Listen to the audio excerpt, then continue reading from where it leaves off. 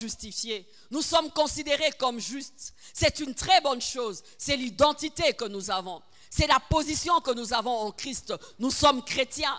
C'est pourquoi je dis, en tant que juif, c'était très bien, il était juste.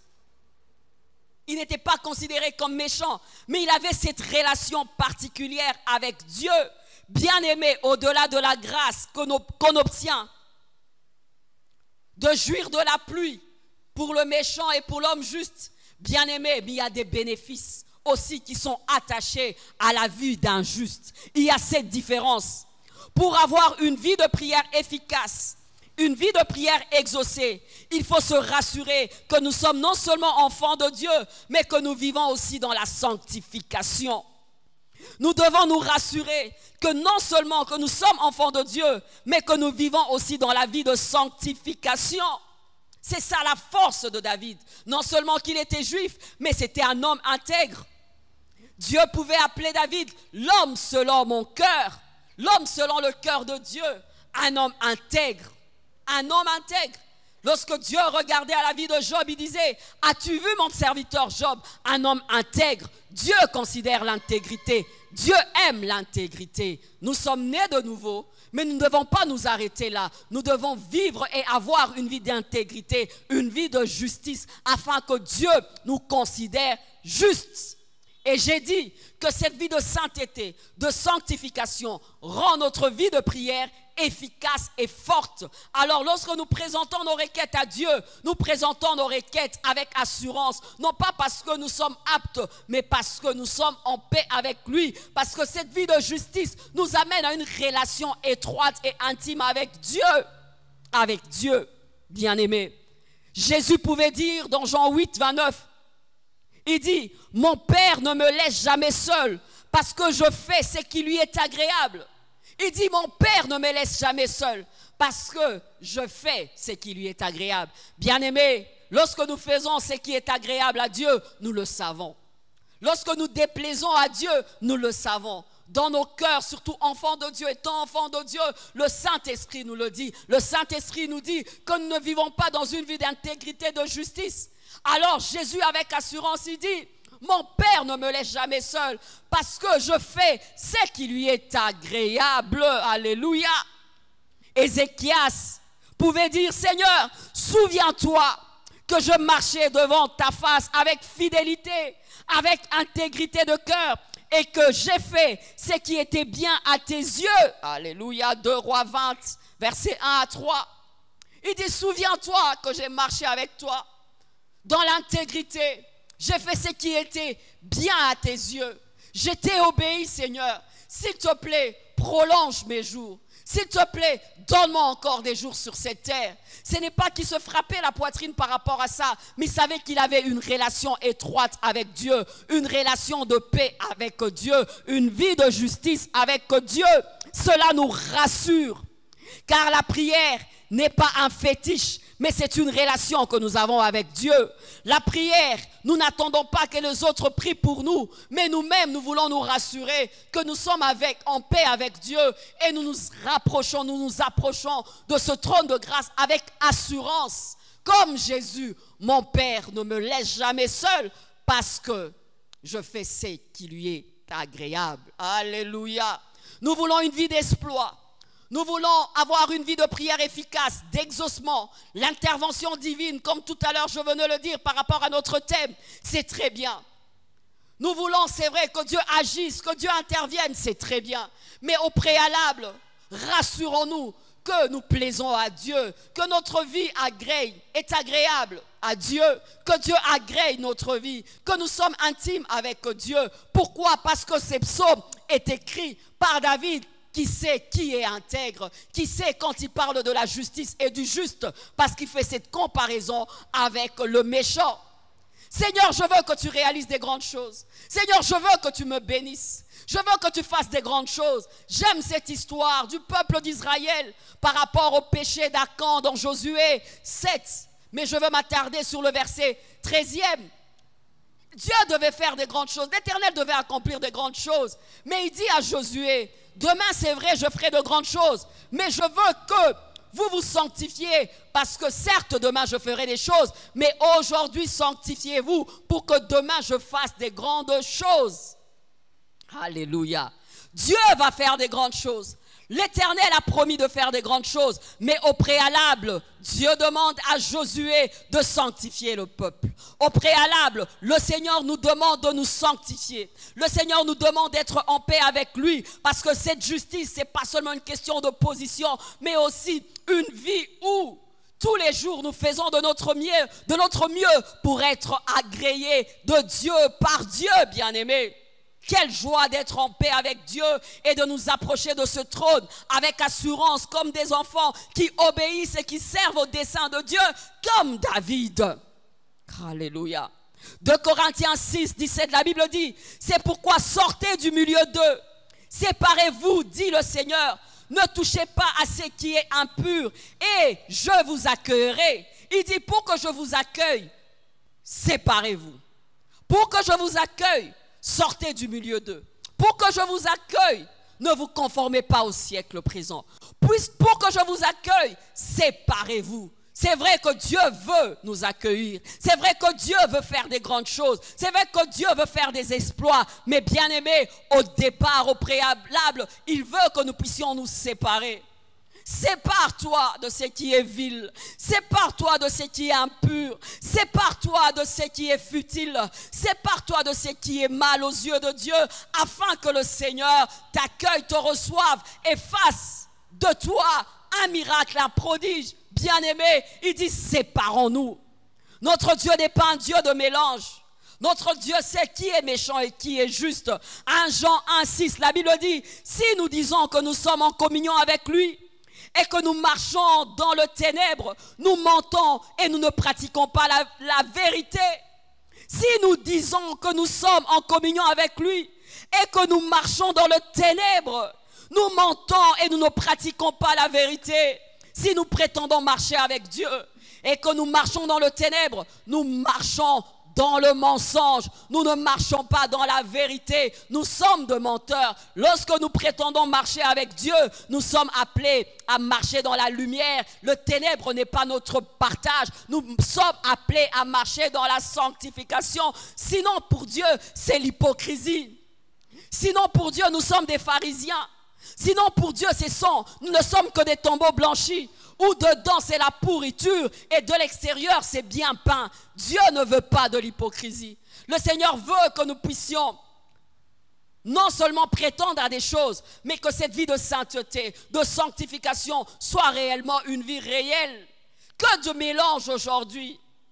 Que des enfants de Dieu qui sont à l'église, qui servent Dieu, mais des mélanges. C'est pourquoi il dit, séparez-vous. C'est pourquoi il dit, lorsque vous prenez la vérité, marchez dans la vérité. Lorsque vous dites que vous êtes juste, marchez dans la justice, afin que je fasse de grandes choses.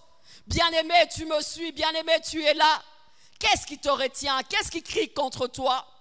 Qu'est-ce qui crie contre toi? Qu'est-ce qui alourdit ta marche? Qu'est-ce qui t'empêche de vivre l'exaucement? Qu'est-ce qui crie contre toi? Hébreux 12, 1, la Bible dit rejetez tout fardeau, c'est vrai, mais le péché qui vous environne si facilement, les fardeaux, les soucis de la vie, certes, mais aussi le péché qui nous environne si facilement. Quel péché t'environne facilement? Tu es captif de quoi? Tu es faible dans quelle matière? Est-ce le mensonge, la prostitution, l'adultère, la fornication, pornographie, je ne sais pas. Il dit, débarrassez-vous, non seulement des fardeaux, mais aussi du péché. Afin de faire quoi? De courir dans cette carrière qui nous est ouverte. Bien-aimés, c'est important. Débarrassons-nous. Débarrassons-nous. Débarrassons-nous. Cantique de 15, on nous demande d'attraper le petit renard qui dévore nos vignes qui sont en fleurs. Nos vignes sont en fleurs, mais nous devons attraper. Nous devons nous débarrasser des petits renards. C'est mon petit péché mignon. C'est mon petit mensonge. C'est ma petite vie. Je ne veux pas être contrôlé. Mais bien aimé, ça peut être un petit renard. Et lorsque ta vigne est en fleurs, c'est ce renard qui vient dévorer cette vigne qui est en fleurs. Et lorsque tu entres dans la présence de Dieu, le diable te présente ce péché. Lorsque tu entres dans la présence de Dieu, le diable te culpabilise. Lorsque tu entres dans la présence de Dieu, le diable t'amène encore à revoir les fautes commises. Bien-aimés, débarrassons-nous de cela. Ça nous alourdit. Ça nous vole l'assurance par rapport à ce trône de grâce. J'aurais bien voulu que les enfants de Dieu entrent dans la présence de Dieu avec un cœur pur, avec des mains pures. C'est pourquoi au préalable, il dit à Josué, je vais faire de grandes choses, mais sanctifie le peuple. Demain, je ferai des grandes choses, mais sanctifie le peuple. Comme je vous ai dit tout à l'heure, Dieu n'est pas un féticheur. Où on va dans la présence de Dieu, on s'en fout de qui il est. Non, Dieu est saint. Il dit, je suis saint. Je suis saint. L'identité de Dieu, c'est la sainteté. Lévitique 27, verset 7, la Bible dit, vous vous sanctifierez et vous serez saints, car je suis l'Éternel, votre Dieu. Ça, c'est le mot d'ordre de Dieu. Vous vous sanctifierez et vous serez saints, car je suis l'Éternel, votre Dieu, un Dieu saint qui n'aime pas le mélange et où nous dit, je veux que tu sois entier pour moi. Je te veux entièrement. Vous serez entièrement à l'Éternel. Mélange. Nous allons en prière pour calmer notre conscience. Nous allons à l'église pour calmer notre conscience, mais nous gérons des petits renards. Mais nous gérons des petites choses. Nous ne sommes pas en mesure de nous séparer de certaines choses. Ça fait mal la séparation. Mais il dit que pour que je vous accueille, vous devez vous débarrasser. Vous devez vous séparer. Pour que vous couriez dans votre carrière, vous devez faire quoi? Vous devez vous débarrasser non seulement des fardeaux, mais aussi de péchés qui vous environnent facilement. Fais le bilan de ta vie. Qu'est-ce qui t'environne facilement? Fais le bilan de ta vie. Quel péché tu portes encore? Mais il dit, je suis l'Éternel, votre Dieu. Vous vous sanctifierez au préalable. Alléluia. Alléluia. N'oublie pas et retiens-le. L'identité de Dieu, c'est sa sainteté. Pour marcher, être en accord avec lui, il faut avoir une vie de sainteté. Sinon, le péché va t'empêcher de vivre sa gloire. Et le péché pourra alourdir ta marche. Le péché alourdit la marche. Le péché nous rend vulnérables. Le péché nous devenons la risée de l'ennemi quand nous péchons. Et Dieu le sait, c'est pourquoi il dit, soyez saints comme je suis saint. Jésus l'a dit, le diable est venu à moi, mais il n'a rien trouvé de lui en moi. Quelle assurance! Le diable est venu, mais il n'a rien trouvé de lui en moi. J'aimerais te demander de faire cet exercice tous les jours. Lorsque Satan viendra, qu'il ne trouve rien de lui en toi. Le Seigneur pouvait frapper la poitrine. Dieu dit, as-tu vu mon serviteur Job, un homme intègre? Mais Satan avait donné toutes les raisons. Mais à la fin, Job avait encore prouvé qu'il était juste devant Dieu. Et son Rédempteur s'était levé. L'identité de Dieu, c'est la sainteté. L'identité de Dieu, c'est la sainteté. Pour marcher et être en accord avec lui, il faut avoir une vie de sainteté. Sinon, le péché va t'empêcher de vivre sa gloire. Sa gloire. Quelle histoire triste dans Josué 7, versets 7 à 12. C'est l'histoire du peuple d'Israël, les enfants d'Israël, bien-aimés. Un peuple fort, un peuple qui marchait avec son Dieu. Un peuple face à l'adversité. Ils étaient puissants, même plus que puissants. Eux, c'était de victoire en victoire. Face à Jéricho, le muraille était tombé. Quel prodige avec Dieu! C'était un peuple à part. C'était un peuple qui marchait avec son Dieu. Et la force d'Israël par rapport à l'adversité, par rapport à l'ennemi, dans la bataille, c'était Yahweh. C'était le Dieu unique, le Dieu puissant. Ils ont conquis des villes. Ils ont gagné des batailles. Ils ont eu des victoires. À un moment, lorsque tu lis dans Josué 7, versets 7 à 12, alors, face à eux, il y avait un petit peuple, le peuple d'Aï. Le peuple d'Aï. Alors, ce peuple était petit. Pour Israël, ils n'avaient pas besoin d'être tous là avec assurance. Ils prennent juste une poignée d'hommes, 36 à peu près. Ils disent, Ah, Dieu nous a accordé la victoire partout. Pour ce petit peuple d'Haï, il n'y aura pas de problème. Ça sera la victoire et la victoire assurée. Ouh, la victoire assurée. Ils regardent, ils disent non, nous n'allons pas fatiguer les vaillants. Nous allons juste prendre une poignée, pas tous les vaillants.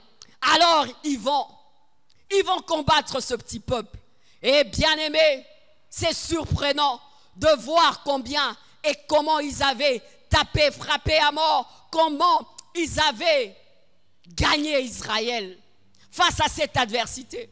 Alors Josué, regarde Josué, mécontent, Josué dans la désolation. Josué crie à Dieu, il dit Éternel, qu'est-ce qui s'est passé?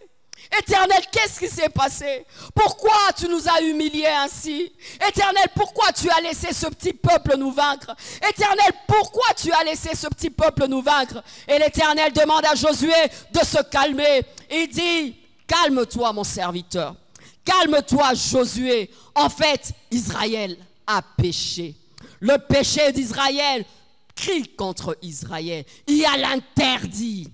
Il y a l'interdit à Israël. Il y a l'interdit dans le peuple. Demande à Israël d'ôter l'interdit. Demande à Israël de se débarrasser du mal. Israël a péché. Il y a le péché d'Acan. Il y a le péché d'Acan. L'interdit était là. L'interdit criait contre Israël. Alors c'était la défaite. Ils avaient honte. Et Josué déchire ses vêtements. Josué déchire les vêtements et Dieu dit, ne te fatigue pas de le faire, il y a l'interdit. Bien aimé, lorsqu'il y a l'interdit, nous devenons vulnérables et nous devenons la risée de l'ennemi. Retiens ce passage de Josué 7, versets 7 à 12. Alléluia. Un grand homme que je connais dans la Bible, que nous connaissons tous, cet homme qui était un Naziréen. Il était mis à part pour Dieu. Il était fort, il était oint. Il était juge. Et bien aimé, qu'est-ce qui se passe? Il s'était habitué à la main de Dieu. Il s'était habitué au bras de Dieu. Il s'était habitué à la grâce de Dieu. Qu'est-ce qui se passe dans sa vie? Lorsque Samson était tombé avec Delilah. Samson tombe avec Delilah. Et ma Bible me dit dans Josué 16, verset 20. La Bible dit... Samson pensait que c'était comme d'habitude dans Juge 16, 20. La Bible dit, il pensait qu'il allait s'en tirer comme les autres fois. Je m'en tirerai comme les autres fois et je me dégagerai. Et il ne savait pas que l'Éternel s'était retiré de lui. Il ne savait pas que l'Éternel s'était retiré de lui. Alléluia. Alléluia. Alors Samson avait l'impression que il était habitué à le faire. Il était habitué à le faire. Alors, lui pensait que Dieu était avec lui malgré qu'il avait désobéi. Mais il a désobéi. Et bien aimé, il a essayé de combattre les ennemis. Il a essayé de combattre l'adversaire. Et je peux te dire que les Philistins ont attrapé Samson. Et Samson était devenu la risée de l'ennemi. Il était devenu la risée de ses ennemis. La Bible dit, et l'Éternel s'était retiré de lui. Que des gens qui prétendent que Dieu ne se repent pas de sa grâce, de ses dons. Je suis un oint de Dieu, je suis appelé de Dieu. Dieu ne se repent pas de la grâce, même si je tombe, même si je pêche, je vis dans le péché, je vis dans l'impudicité, dans l'impureté, je gère telle ou telle chose. Le Seigneur ne se repent pas de sa grâce. Bien aimé, le cas de Samson est là. L'Éternel se retira. L'Éternel se retira. Les ennemis de Samson ont eu à prendre Samson. Et bien aimé, nous connaissons la fin de l'histoire de Samson. Peut-être que tu as l'impression que Dieu est toujours avec toi parce que tu essayes de prier pour les malades guérissent. Tu essaies de faire quoi que ce soit, les prophéties sont là, tout est là. Mais ma Bible me dit que Dieu s'était retiré de lui. Quelle peine dans le cœur. J'aimerais que tout homme se retire de moi, mais que Dieu ne se retire pas de moi. Et pour que Dieu ne se retire pas de moi, bien aimé, une chose qu'il nous demande, il dit, soyez saints parce que je suis saint. Et si vous vivez dans la sainteté, vous rejetez le mal, vous vous débarrassez du mal, je vais vous accueillir. Quelle vie et une vie de relation avec Dieu. David pouvait dire, Oh mon Dieu, donne-moi un cœur pur. Renouvelle en moi un esprit bien disposé. C'était le cri de David. Il disait tous les jours, donne-moi un cœur pur, Seigneur. Tous les jours, Seigneur, donne-moi un esprit bien disposé, mon Dieu. Tous les jours, sonde mon cœur. Il dit, Seigneur, sonde-moi. Seigneur, tu me connais. Seigneur, sonde-moi. Seigneur, sonde-moi. Seigneur, sonde-moi. Son appel à la discipline, bien-aimé. Si nous ne sommes pas disciplinés, nous allons tout faire. La Bible dit, tout m'est permis, mais tout ne m'est pas utile. Tout ne m'est pas utile. Job pouvait dire, je ne veux pas poser mes yeux sur une vierge. Ce sont des disciplines qu'on se donne. Il dit, sonde mon cœur. Parce que je veux tout manquer, mais ne pas manquer la relation avec toi. Je veux tout manquer, mais je ne veux pas manquer de ta présence. Bien-aimé, s'il te plaît, discipline-toi. Ne ménage pas le mal. Ne ménage pas le péché. Si tu veux avoir une vie de prière efficace et de prière exaucée, où Dieu est en relation avec toi, en communion avec toi, je t'en supplie, au préalable, regarde ce qu'il y a au plus profond de ton cœur. Que des belles promesses pour le juste. Lorsque le juste crie, l'Éternel entend et l'Éternel délivre de toutes ses détresses. Mais que des promesses, il y a un avantage à être juste. La Bible nous parle des promesses du juste. J'ai un échantillon. Proverbe 20, verset 7. La Bible dit, le juste marche dans l'intégrité. Heureux ses enfants après lui. Le juste marche dans l'intégrité. Il marche dans l'intégrité. Il marche dans l'intégrité, mais heureux les enfants après lui. La postérité du juste est garantie du bonheur parce que le juste a marché dans l'intégrité et ses enfants sont heureux. La Bible parle du psaume 146, verset 8. La Bible dit, l'Éternel aime le juste. L'Éternel aime le juste. Dans le psaume 55, verset 22, la Bible dit, il ne laisse pas chanceler le juste. Alléluia. Proverbe 13, 25.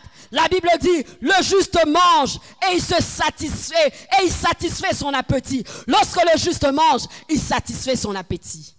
Lorsque le juste mange, il mange à sa faim. C'est bon, c'est délicieux. Le juste mange, il satisfait à son appétit. Oh, le psaume 37, verset 25.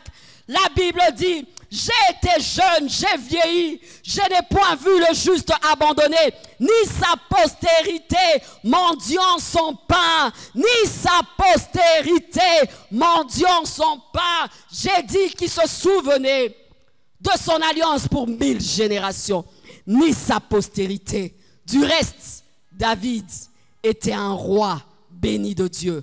Le règne de David était un règne stable. La deuxième chose, lorsque le juste crie, c'est-à-dire lorsque le juste prie, lorsque le juste pleure, alléluia, non seulement qu'il est juste, mais pour trouver l'intervention de Dieu, on a dit le juste prie, l'Éternel entend et l'Éternel délivre. Alors là, maintenant, nous parlons de prier, notre deuxième élément. Il crie, c'est-à-dire il pleure. Bien-aimé, tu peux être juste dans ta position, mais face à l'adversité, s'il te plaît, prends la peine de parler à Dieu. S'il te plaît, demande à Dieu d'intervenir. S'il te plaît, demande à Dieu d'être avec toi. Parce que, bien-aimé, la prière est l'arme des faibles. Bien-aimé, la prière est l'arme des gens qui sont humbles.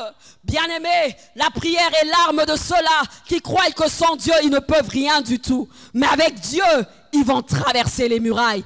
Avec Dieu, ils feront des exploits. C'est avec Dieu. Bien-aimé, prends la peine de porter ce fardeau et de présenter cette détresse à Dieu. Crie à Dieu. Hébreux 4, verset 16, la Bible nous dit, approchons-nous donc avec assurance du trône de la grâce afin d'obtenir miséricorde et de trouver grâce pour être secourus dans nos besoins. Pour être secourus dans nos besoins, nous devons nous approcher du trône de la grâce.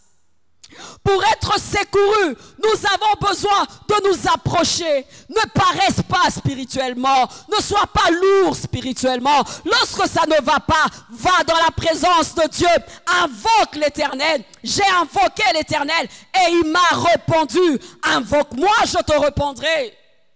Je te montrerai les choses cachées. Au préalable, c'est de crier, c'est de prier. Ça ne va pas tomber de soi. Dieu le fait deux fois par sa grâce, mais deux fois le Seigneur veut aussi que nous puissions prier. Il veut que nous prions comme un gentleman. Il nous regarde et dit, j'attends de voir comment il va prier. J'attends de voir comment il va crier. J'attends de voir comment il va plaider pour sa cause. J'attends de voir comment il va réveiller ma mémoire. Alléluia. Alléluia. Jacques 5, verset 13, la Bible dit, quelqu'un parmi vous est dans la souffrance qui dorme? Non. Quelqu'un parmi vous est dans la souffrance qui pleure? Oui, qui prie. Quelqu'un parmi vous est dans la souffrance, prie. Je suis dans la détresse. La Bible est claire. Si tu es dans la détresse, prie, invoque Dieu. J'invoquerai mon Dieu, il me répondra. Je veux plaider ma cause et il va me répondre. Si tu es dans la souffrance, la clé est là. Prie. La Bible dit, j'ai cherché le Seigneur, il m'a secouru. C'est parce que j'ai cherché le Seigneur qui m'a secouru. La Bible est si claire et si riche. Matthieu 7,7, demande et l'on te donnera. Cherche et tu trouveras. Frappe et tu trouveras, on t'ouvrira. S'il te plaît, demande à Dieu. S'il te plaît, cherche dans sa présence. S'il te plaît, frappe et il va t'ouvrir. Évite la paresse spirituelle. Abraham, j'aime cet homme. Dans Genèse 18, 25 à 33, le Seigneur parle de la destruction de Sodome et Gomorrhe. Pour certains, tu peux simplement dire que c'est la volonté de Dieu. C'est une fatalité. C'est Dieu qui décide. Mais je vois un homme qui a eu à plaider pour un peuple dans la présence. Alléluia. Il parle à Dieu, il plaide. Le Seigneur dit, si je trouve 50 justes, je vais épargner Sodome et Gomorrhe. Il dit, il n'y a peut-être pas 50. Il descend plus bas. Il n'y a peut-être pas autant. Il négocie avec Dieu. Il parle, il prie pour Sodome et Gomorrhe. Il prie pour Sodome et Gomorrhe. Alléluia. Et j'aime ce verset qui dit, l'Éternel s'en alla lorsqu'il a achevé de parler à Abraham, et Abraham retourna dans sa demeure. L'Éternel s'en alla. Lorsqu'il acheva de parler à un homme qui a plaidé pour les autres, un homme qui a plaidé pour la destruction, pour qu'on épargne le peuple. Mais malheureusement, il n'y avait pas autant de justes. La vie de Lot a été épargnée parce que Abraham avait prié. Alléluia. Alléluia. Bien-aimé, il y a une belle histoire. Lis avec moi Chronique 2 Chroniques 14 au verset 10e. Retiens ce nom de Asa. La Bible dit, Asa invoqua l'Éternel son Dieu et dit, Éternel, toi seul peux venir en aide aux faibles comme aux forts. Viens à notre aide, l'Éternel notre Dieu, car c'est sur toi que nous nous appuyons et nous sommes venus en ton nom contre cette multitude. Éternel, tu es notre Dieu, que ce ne soit pas l'homme qui l'emporte sur toi. J'aime ce qu'il dit. Asa invoqua l'Éternel son Dieu et dit, Éternel, toi seul peux venir en aide aux faibles comme aux forts. Tu peux venir en aide aux faibles. Le faible qui n'a rien, Seigneur, tu peux venir en aide. Aux forts qui croient avoir des aptitudes, qui pensent avoir des relations, qui pensent avoir tout maîtrisé. Seigneur, tu peux venir en aide. Il dit, Seigneur, toi qui peux secourir le faible, secours-nous. Toi qui peux secourir le fort, secours-nous. Mais des fois, les forts ne sont pas humbles. Ils ne viennent pas dans la présence de Dieu demander parce qu'ils ont l'impression de tout maîtriser. Ils ont l'impression qu'ils ont toutes les relations. Mais le faible, quand il vient, il dit, Seigneur, je ne suis rien. Mais Asa dit, le faible et le fort. Bien-aimé, Dieu appuie et soutient le faible et le fort. Avoir une confiance excessive dans ses propres habiletés est une erreur grave. Avoir une confiance à ses propres habiletés, c'est une erreur grave. Ne te confie pas en toi-même, ne te confie pas en l'homme, parce que le secours de l'homme n'est que vanité. Psaume 33, 16 à 20, la Bible dit, ce n'est pas une armée qui sauve le roi, ce n'est pas une grande force qui délivre le héros. Ce n'est pas une grande force qui délivre le héros. Proverbe 21, 31, le cheval est équipé pour le jour de la bataille, mais la délivrance appartient à Dieu. Le cheval est équipé, le cheval a tout ce qu'il faut, mais la victoire, la délivrance appartient à Dieu. Tu peux tout avoir, tu peux tout maîtriser, mais la victoire appartient à Dieu. La prière est capable de faire quelque chose dans la vie de celui ou celle qui l'utilise. Elle peut faire ce que vous n'avez pas pu faire. Elle peut réaliser ce que vous avez été incapable d'accomplir par vos propres capacités. La prière fait au-delà. La prière fait au-delà. La prière fait au-delà. La prière fait au-delà des capacités des hommes. Alléluia. Que des hommes qui nous défient dans la parole de Dieu. J'aime bien Jacques 5, verset 17. La Bible dit, Élie était un homme de la même nature que nous. Il pria avec instance pour qu'il n'ait plus point et ne tomba point de pluie sur la terre pendant 3 ans et 6 mois. Puis il pria de nouveau et le ciel donna de la pluie et la terre produisit son fruit. Hey! Un homme de la même nature que nous, mais il commanda la pluie s'arrêta. Il pria encore et la pluie était tombée. Mais la Bible me dit que Élie était un homme de la même nature que nous. Mais c'était un homme qui priait. C'était un homme qui gémissait dans la présence de Dieu. C'était un homme qui passait des heures dans la présence de Dieu. C'était un homme engagé dans la présence de Dieu. C'est pourquoi le surnaturel et l'intervention de Dieu étaient son quotidien. Alléluia. C'est pourquoi il pouvait défier des prophètes de Baal. C'est pourquoi il pouvait défier les circonstances contraires. Bien-aimé, un homme de la même nature que nous. Alléluia. Alléluia. Une personne qui s'engage à une vie de prière devient différente des hommes ordinaires. Une personne qui s'engage, qui est déterminée à avoir une vie de prière est différente. M'en dit, Élie était de la même nature que nous. Engage-toi dans la vie de prière. Sois assidu dans la vie de prière. Que cela soit ta vie. Tu veux le surnaturel. Tu veux l'intervention de Dieu. Tu es juste, tu es enfant de Dieu. Mais prends la peine d'avoir une vie de prière constante. Prends la peine de rester longtemps dans la présence de Dieu. La Bible dit que Anne resta longtemps dans la présence de Dieu. Elle resta longtemps dans la présence de Dieu. Et l'Éternel a eu à exaucer Anne. La Bible dit que Élie a eu à prier avec instance, avec insistance. Avec insistance, et la pluie s'était arrêtée. Il priait encore et la pluie était encore tombée. Pour vivre le surnaturel, pour voir l'exaucement de prière, nous devons crier à Dieu. C'est pourquoi notre passage dit, le juste crie, l'Éternel entend et l'Éternel délivre de toutes les détresses. Nous voulons être délivrés des détresses, crions à Dieu. N'attends pas simplement des prières de ton pasteur, de ton encadreur, mais bien-aimé, toi-même tu peux prendre le moment de prière. N'en fais pas une vie superficielle, formalité, ne deviens pas un religieux, mais s'il te plaît, sois concentré, sois constant dans cette vie. Et je pense, tu vas y entrer faible, mais tu sortiras de là fort. Élie était un homme de la même nature que nous. Les apôtres étaient des hommes de la même nature que nous. Mais je sais que pour eux, la prière, c'était un style de vie. Et même le baptême du Saint-Esprit à la Pentecôte, c'était pendant qu'ils étaient dans la chambre haute, en train d'attendre de prier. Agonise dans la prière, présente à Dieu ce cas et le Seigneur agira. Alléluia.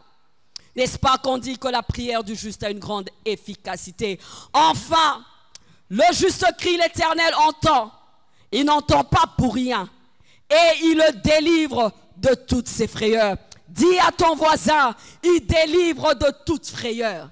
Il délivre pas simplement une frayeur, pas simplement une détresse, mais toutes les détresses. Alléluia. Il leur délivre de toute leur détresse. Quelle détresse as-tu ce soir? Quel mal as-tu ce soir? Mais j'aimerais te dire qu'il peut te délivrer. La prière produit des miracles. Le miracle va au-delà du naturel. Le miracle, c'est le surnaturel. Le miracle surprend même la personne qui prie. Le miracle surprend même la personne qui prie. Quand tu pries et que Dieu intervient, tu dis, il a fait. Oui, la prière est une arme efficace, une arme puissante, une arme de guerre, une arme contre les batailles invisibles.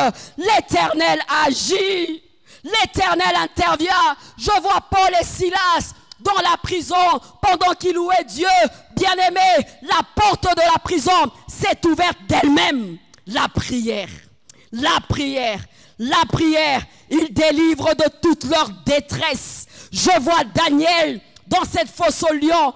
Il était là, il attendait l'intervention de Dieu, mais la puissance de Dieu a calmé ce lion, un lion qui est un carnivore. La puissance de Dieu, je vois la puissance de Dieu pour Meshach, Shadrach, Abednego, pendant qu'ils étaient dans cette fournaise ardente de feu, ils avaient la confiance en Dieu.